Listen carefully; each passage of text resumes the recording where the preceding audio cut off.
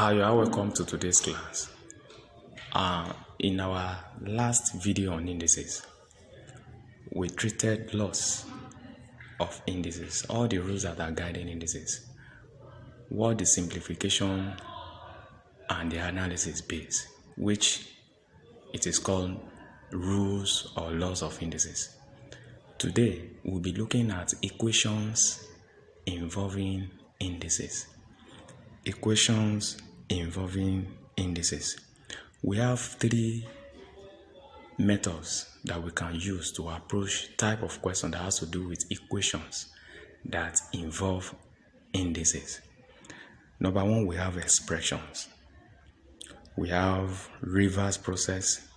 We also have power or reciprocal multiplication. This is all we'll be looking at one after the other. And after that, we are going to solve some set of problems so that we can understand it and know how we can pick all these rules to get all the questions solved. So the first one is expression. Expressions. How do we tackle this one? This expression involves the writing of the sides of the equation to have the same base or power so that the order may be equated. How? In this situation, when you have, for example, a number, this is an index number which is equal to the other, maybe a raised to power y. If you look at this now, we can see that the two index numbers, they are equal to each other. They are now forming equations. If you look at the left and the right side, you will see that they are having the same base. When they are having the same base, what you do is to equate the powers. Here, s is equal to y. S is equal to y. Now, let's take this for example. If we have 3 raised to power s is equal to 27, and the question says that we should find the value of s. How can we do this? If you look at 3x, there's no way we can find s when we're having 3x. Now they've equated it to 27. In this situation, you can't divide both sides by 3. It's not possible. What we do is to look at 27 and rewrite 27 in index form so that the two equations, both left and right, they can have the same base. Now, we have 3 raised to power s equals to 27 in index form is 3 raised to power 3. Now, you can now say that they are having the same base. So, in this situation, you just equate the power. So, therefore, s is equal to 3. This is our answer. That is for this. Under this one, we have 2 laws here. This is the first one. Then the second one is this. If you look at this one, you see that they are having the same base. What if they are now having the same power and you are now looking for the base? What do you do? If you have a raised to power m is equal to b raised to power m, in this one you will find out that this expression is giving us 2 index numbers that are having the same power. So in this situation, what you do is to just equate the base. Therefore, a is equal to b. That is the power, we remove the power. This is how this law is being taken care of. Now, let's look at one example. If you have x raised to power 3 is equal to 27, what do we do here? You can't divide both sides by 3. Now, the next thing is to change 27 to index form. We now write s raised to power 3 is equal to 3 raised to power 3. Now you can now see that, look at the base, the power here, look at this power here. You see that they are equal. So in this situation, S is equal to 3. This is the answer. So this is what the expression under the equation involving indices trying to explain to us. By applying this, we can use it to solve so many problems in indices that has to do with equations. Let's move to the next one. Number 2, we have reverse process. Reverse process. Now, what does this one mean when you are dealing with indices? This involves carrying out the reverse process to an operation. Reverse process to an operation. For example, square for square root, cube for cube root, and vice versa. For example, let's take this. If you have x raised to power 2 is equal to 16, and we are looking for s, what we do here, we say we take the square root of both sides. Now you can see from here we are having square. Once it gets to this place, it changes to square root. Now we have s equals to square root 16. We now have that our s is equal to 4. This simple thing that we have done here is what we call reverse process. This is square for square root expression. Now this deals with square roots of number. Then squaring comes in. That is, if you want to treat this one, you are going to take the square of both sides. Why? So that we can remove the square roots that we have on x. So we have taking the square of both sides, that is squaring both sides. That is where squaring comes in. You see that this square root will remove these 2 here, because square root in indices means 1 over 2. Then in this situation, we now have that s is equal to 16 raised to power. It is done with a view of eliminating the powers. The aim is just remove the power. Now let's take, for example, if we have x raised to power 2 is equal to 4. Based on what we have done from the first one, from expression, we can convert 4 to 2 raised to power 2, in which they will now have the same power. We just equate the base. We have our s equals to 2. In reverse process, we can take the square root of both sides. Taking the square root of both sides removes the power that s carries. Then we now have square root of 4. We are going to have 2. Now, but in this power reciprocal is another method that we can use to solve indicial equation, which is very simple and straightforward, by just taking the reciprocal of the available power so as to eliminate the power. That is just the aim. Now, the available power here is 2. What do? We now multiply the powers by what? By 1 over 2. That is the inverse of the available power. The available power is 2. Then the reciprocal of 2 is 1 over 2. So it is this 1 over 2 that we are going to use now to multiply the power. Don't forget that not that you will multiply with only x squared. You are also multiplying with 4 also, because the power of 4 here is 1. So what we do now is we now say s raised to power 2, which is equal to 4 raised to power 1. Now let's multiply both powers by the reciprocal of the available power. That will be s raised to power 2 times 1 over 2 equals to 4 raised to power 1 times 1 over 2. Now we can see that these two, we can see these two. We have s raised to power 1. Then here we now have 1 over 2 multiplied by 1. We have 4 raised to power 1 over 2. Therefore, x will now equals to, when we have this one, this means square root of 4. So our s is equal to 2. This is our answer.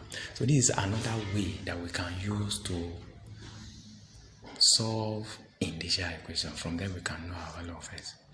What we are going to look at now, we want to look at some problems that we can solve so that we can understand these three methods very well: the expression, the reverse process, and the reciprocal or power multiplication. If 9 raised to the power 2x plus 1 divided by 27 raised to the power x plus 1 is equal to 1 over 9, we should find s. Now, how do we do this? This is very simple. But what we do first is to ensure that all the bases that we have, they are equal. If you look at this base now, this is 9. This is also 9. They are equal. But look at 27. 27 is even causing problem. But now what can we now do now to now make the base equal? We now need to convert each of the bases into their index form. Now that we are having 9, there's no way we can change 27 to have 9. So what we do now is to look at the operation of 3, base 3. Because 9 can be 3 raised to the power 2, 27 can also be 3 raised to the power 3. So we are having 3 at the base. So we are going to rewrite them into their index form. Solution. Now 9 can be written as 3 raised to the power 2. This 9 has given us 3 raised to the power 2. Now multiplying with this, it will now be times 2s plus 1, close the bracket, divided by, now look at 27. 27 can be written as 3 raised to the power 3. It is only 27 that gives us 3 raised to the power 3. And the power here is now multiplying x plus 1. Then we multiply with s plus 1 equals to 1 over 9. If you look at 1 over 9, 9 can be written as 3 raised to the power 2. So we are there. Now if you now look at both sides of the equation, we see that this is division with the same base. Let's deal with the bracket first. We have 3 raised to the power, expand the bracket, that will be 4s plus 2 divided by 3 raised to the power 3s plus 3 equals to 1 over 3 raised to the power 2. Then the next thing is to convert them.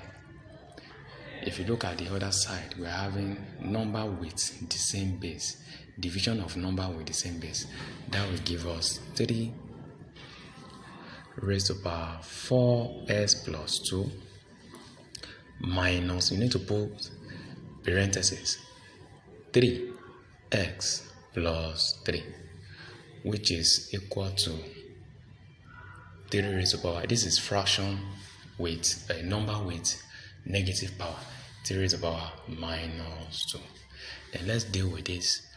We have 3 raised to the power 4s plus 2, remove the bracket, minus 3s minus 3 equals to 3 raised to the power minus 2. Then we can proceed collecting the like terms. We have 3 raised to the power 4s minus 3s, that will give us s. 2 minus 3, that will give us minus 1 equals to 3 raised to the power minus 2. Now we can now see that they are having the same base. What do? We equate the power. If you look at the expression, what we did in our first method of solving initial equations, you can see that this expression, look at it, they are having the same base. So in this situation, if you like, you can say this cancel this. But what I want you to put in mind is that equating their powers, x minus 1 is equal to minus 2. Then collecting like terms, we have s equals minus 2 plus 1. So therefore, s is going to be minus 1. So this is our answer. So this is how we can get it done, by applying the method in expression. Now let's solve another problem. Problem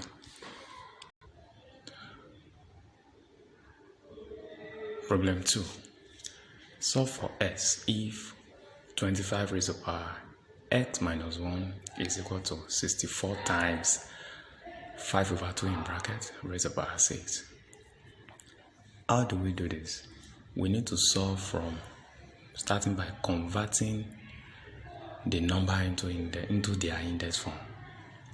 Now, solution.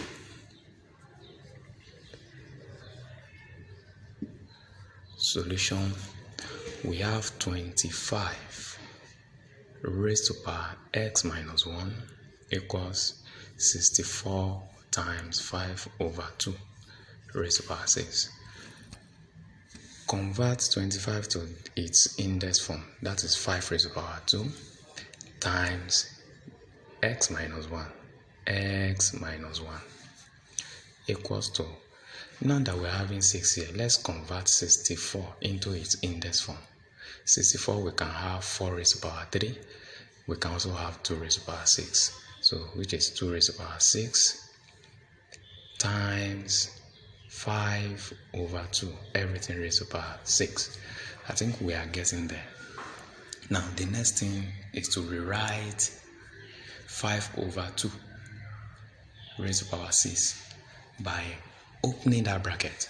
We have 5 raised to power 2s minus 2 equals 2 raised to power 6 times 5 raised to power 6 divided by 2 raised to power 6. Now you can now see now 2 raised to power 6 can remove 2 raised to power 6. So we now have, therefore this implies 5 raised to power 2s minus 2 is equal to 5 raised to power s. Now we can now see now this has given us number with the same base. Yeah, we can now equate their powers. Therefore 2 raised to power s minus 2 is equal to 6. Let's collect the like terms. 2s is equal to 6 plus 2. 2s is equal to 8. Divide both sides by 2. S will now be 8 over 2. So our answer will now be s equals 4. So this is our answer. S is equal to 4. Sometimes you can cancel the base, but what I want you to know is you always equate the powers when they're having the same base. You equate the base when they're having the same power. Problem 3. Given that 5 raised to the power s plus 1 plus 5 raised to the power s equals to 150. How do we tackle this? First of all, we need to look at the power. Problem 3. Given that 5 raised to the power x plus 1 plus 5s equals to 150, find the value of s. In this case, the 5 raised to the power s plus 1, we are going to do something about it. If you go back to our law that says product of numbers of the same base, you know what it's going to give us. That is what we are going to start with in getting this one done. Solution. We have 5 raised to the power x plus 1 plus 5 raised to the power s equals to 150. Now, let's do a quick recall on our law that says if a raised to the power m multiplied by a raised to the power n will give us a raised to the power n plus n. Now, this law is vice versa. This is equal to this. This is also equal to this. Definitely, if I'm having 5 raised to the power s plus 1, that means if I'm following this law, that means this is going to give me 5 raised to the power s multiplied by 5 raised to the power 1. That is what it means. So that is what we are going to apply to this one. Therefore, 5 raised to the power x multiplied by 5 raised to the power 1 plus 5 raised to the power s equals to 150. I think it's straightforward now. Now let's look at this. Let's rewrite it in this way. We can say 5 multiplied by 5 raised to the power s plus 5 raised to the power s is equal to 150. You can now say that 5 raised to the power s is common. I can now say 5 raised to the power s times 5. If I pick 5 raised to the power s from here, it will be left with 5. If I pick 5 raised to the power s from here, what I will have is 1. So I can say plus 1 equals 150. Now what is next? We can rewrite this one 5 raised to the power s times 6, which is equal to 150. So what is next? Divide both sides by 6. Divide both sides by 6. Since 6 and 5 are not the same, and what combines them together here is multiplication. So we can divide both sides in order to remove the 6 from there. 6 will cancel 6. Then 5 raised to the power s will now equals to 150 divided by 6 is going to give us 25. So we now rewrite 25 into its index form. Now 5 raised to the power s is equal to 5 raised to the power 2. Now this is a number with the same base. What do? We equate the power. Therefore s is equal to 2. This one can remove this one.